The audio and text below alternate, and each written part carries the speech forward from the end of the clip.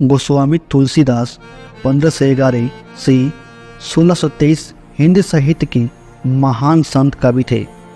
रामचरितमानस इनका गौरव ग्रंथ है। इन्हें आदि काव्य रामायण की रचयिता महर्षि वाल्मीकि का अवतार भी माना जाता है। इनकी जन्म 1511 ईस्वी में हुई थी। इनकी मृत्यु 1623 ईस्वी में हुई थी। इनकी गुरु शिक्षक थे नरहरि दास। श्री रामचरितमानस का कथन रामायण से लिया गया है। रामचरितमानस को लोक ग्रंथ है और इसे उत्तर भारत में बड़े भक्ति भाव से पढ़ा जाता है। इसके बाद विनय पत्रिका उनका एक अन्य महत्वपूर्ण काव्य है।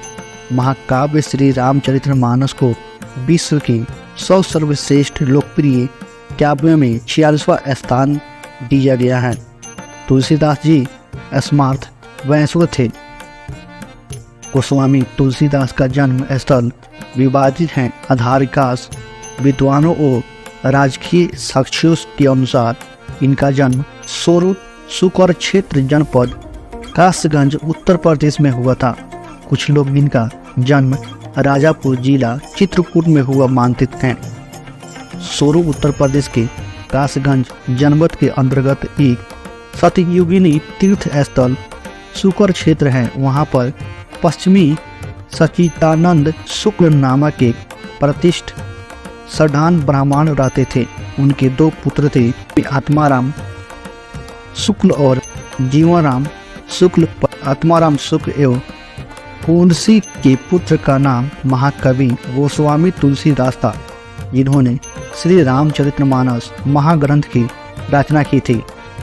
नंददास जी के छोटे भाई का नाम चंदहास था। नंददास जी तुलसीदास जी के सगे चचेरे भाई थे। नंददास जी के पुत्र का नाम कृष्णदास था। भगवान की प्रेरणा से शुक्ल क्षेत्र के रहकर पाठशाला चलने वाले गुरु नरसिंह चौधरी ने इस रामबोला के नाम से बहुचर्चित हो चुके इस बालक को ढूंढ निकाला और विविध उनका नाम तुलसीदास रखा। गुरु नरसिंह चौधरी ने ही इन्हें रामायण पिलंगस्थान व गुरु हरिहरानंद ने इन्हें संगीत की शिक्षा दी। बदरिया निवासी दीनबंधु पाठक की पुत्री रतनवाली के इनका विवाह हुआ। एक पुत्र भी इन्हें प्राप्त हुआ, जिनका नाम तारपति तारक था, जो कि कुछ समय बाद ही काल कवलित हो गई। रतनवाली के पीहर बदरिया चले जाने पर ये रात में ही गंगा को तैरकर पार करके बदरिया जा पहुँची। तब रतनवाली ने लज्जित होकर इन्हें बितकारा। उन्हीं वचनों को सुनकर इनमें मन में ही वैराग्य की अंकुर फूट गया और 36 वर्ष की अवस्था में शुक्र क्षेत्र से सोरू को सदा के लिए त्याग कर चले गए। भगवान श्री राम जी से भेंट। कुछ काल राजपुर रहने के बाद वे पुनः काशी चले गए और वहाँ की जनता को राम कथा सुनने लगी। कथा के दौरान उन्हें एक दिन मनुष्य के वेश में एक प्रेत मिला, जिसने उन्हें हनुमान जी का पता बतलाया।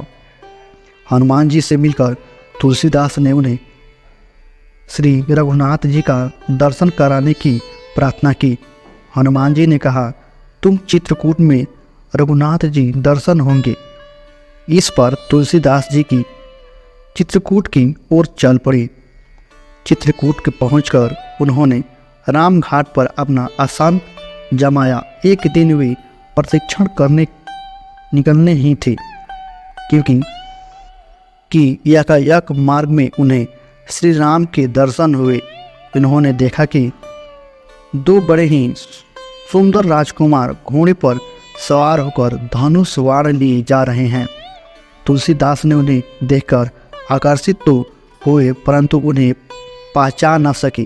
तभी पीछे से हनुमान जी ने आकर जब उन्हें सारा भेद बताया तो वो पश्चाताप करने लगी। इस पर हनुमान जी ने उन्हें सत्वाना की और कहा, प्रातः काल फिर दर्शन होगी। संवत 1607 की मौनी अमावस को बुधवार के दिन उनके सामने भगवान श्री राम जी पुनः प्रकट हुए। उन्होंने बालक रूप में आकर तुलसीदास से कहा, बाबा हमें चंदन चाहिए, क्या आप हमें चंदन दे सकते हैं? हनुमान जी ने सोचा कि कहीं वे इस बार भी धोखा न खाए, इसलिए उन्हें तोते का रूप धारण करके यह दोहा कहा।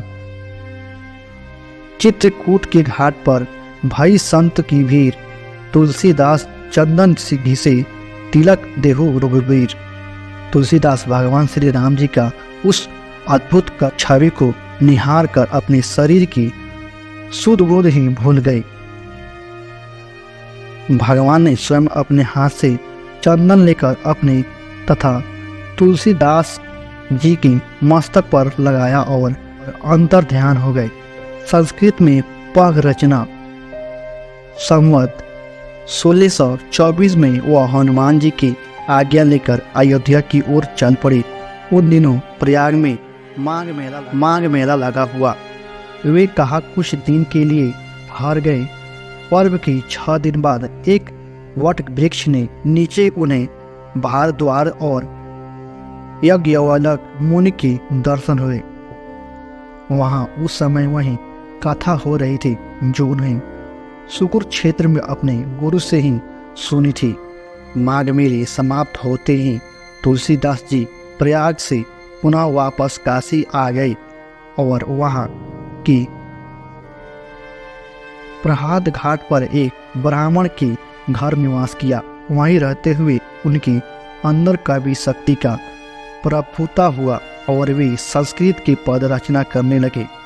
परंतु दिन वे जितने पग रचते, रात्रि में वे सब लुप्त हो जाती। यह घटना रोज घटती।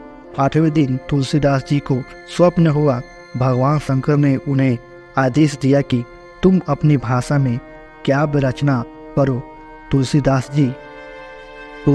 जी की नींद उचल गई। वे उठकर बैठ गए। उसी समय भगवान शिव और पार्वती उनके सामने प्रकट हुए। तुलसीदास जी ने उन्हें साष्टांग प्रणाम किया।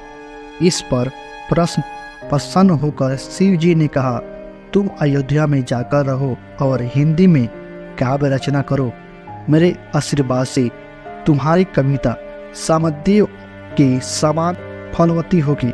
इतना कहकर गौरी शंकर अंतर्ध्यान हो गए। तुलसीदास जी ने उन्हें आज्ञा विनुधार कर काशी से सीधा अयोध्या चले गए। संवत रामचरितमानस की रचना। संवत 16 से 31 का प्रारंभ हुआ। देवयुग से उस वर्ष रामनवमी के दिन वैसा ही योग आया जैसे त्रेता युग में राम जन्म की दिन था। उस दिन प्रातःकाल तुलसीदास जी ने श्री रामचरितमानस की रचना का प्रारंभ की। 2 वर्ष 7 महीने और 26 दिन में यह अद्भुत ग्रंथ संपन्न हुआ। संवत 1633 में मार्गशीर शुक्ल पक्ष में राम विवाह के दिन 7 कांड पूर्ण हो गए। इसके बाद भगवान की आज्ञा से तुलसीदास जी काशी आए। वहां उन्हें भगवान विश्वनाथ और माता अन्नपूर्णा की श्री रामचरितमानस सुनाया। राम को रख दिया गई। प्रातः काल का जब मंदिर में पट खोले गए तो पुस्तक पर लिखा हुआ पाया गया, सत्यम शिवम सुंदरम, जिसके नीचे भगवान शंकर जी सही पुष्टि थी। उस समय वहां उपस्थिति लोगों ने सत्यम शिवम सुंदरम की आवाज भी कानों से सुनी। इधर काशी के पंडितों को जब यह बात पता चली तो उनके मन में ईर्ष्या उत्पन्न हुई। वे दल बनाकर तुलसीदास जी की निंदा और उस पुस्तक को नष्ट करने का प्रयत्न करने लगे। उन्होंने पुस्तक चुराने के लिए 2 चोर भी भेजे। चोर ने जाकर देखा कि तुलसीदास जी ने कुटी के आसपास 2 युवक धनुष्मान लिए प्रहार दे रहे हैं। दोनों युवक बड़े ही सुंदर प्रक्रम, श्याम और गौरव वर्ष के थे। उन्होंने दर्शन करते ही चोरों की बुद्धि शूल हो गई। उन्होंने उसी समय से चोरों करना छोड़ दिया और भगवान के भजन में लग गए। तुलसीदास जी ने अपने लिए भगवान को कष्ट हुआ जानी कूटी का सारा सामान लूटा दिया और पुस्तक अपने मित्र टूटलो राम अकबर के नवरत्नों में एक के यहाँ रखवा दी। इसके बाद उन्हें अपनी विलक्षण स्मरण शक्ति से एक दूसरी प्राति लिखी, उसी के आधार पर दूसरी प्रतिलिपियाँ तैयार की गई और पुस्तक का प्रचार दिनों दिन बढ़ने लगी। इधर काशी के पंडितों ने और कोई उपाय न देख श्री मधुसूदन सरस्वती नाम के महापंडितों को उस पुस्तक को देकर अपनी संपत्ति देने की प्रार्थना की। मधुसूदन सरस्वती जी ने उसे देखकर अपनी प्रसन्नता प्रकट की और उस पर अपनी ओर से यह टिप्पणी लिखी थी। इनमें अर्थ इस प्रकार हैं। काशी के आनंद वन में तुलसीदास साक्षात तुलसी का पौधा है। उसकी काव्य मंजरी बड़ी हो मनोहर है, जिस पर श्री राम रूपी भंवरा सदा मंडराता रहता है। पंडितों को उनकी इस टिप्पणी पर भी संतोष नहीं हुआ। तब पुस्तक की परीक्षा एक अन्य उपाय सोचा गया।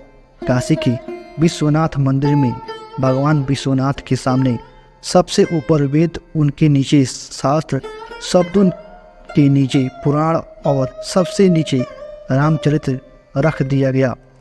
प्रातःकाल जब मंदिर खोला गया तो लोगों ने देखा कि श्री रामचरितमानस वेदों के ऊपर रखा हुआ है। अब तो सभी पंडित बड़े लज्जित हुए। उन्होंने तुलसीदास जी से क्षमा मांगी और भक्ति भाव से उनका चरणोदक किया। तुलसीदास जी की जब काशी के विख्यात घाट 80 घाट पर रहने लगे तो एक रात कलयुग मृत्यु रूप धारण करके उन्हें पास आया और उन्हें पीड़ा पहुंचाने लगा। तुलसीदास जी ने उसी समय हनुमान जी का ध्यान किया। हनुमान जी ने साक्षात प्रकट होकर उन्हें प्रार्थना के पद रखने को कहा। इसके पश्चात उन्होंने अपनी अंतिम कृति विनय पत्रिका लिखी और उसे भगवान के चरणों में समर्पित कर दिया। श्री राम जी ने उस पर स्वयं अपने हस्ताक्षर कर दिए और तुलसीदास जी को निर्भय कर दिया।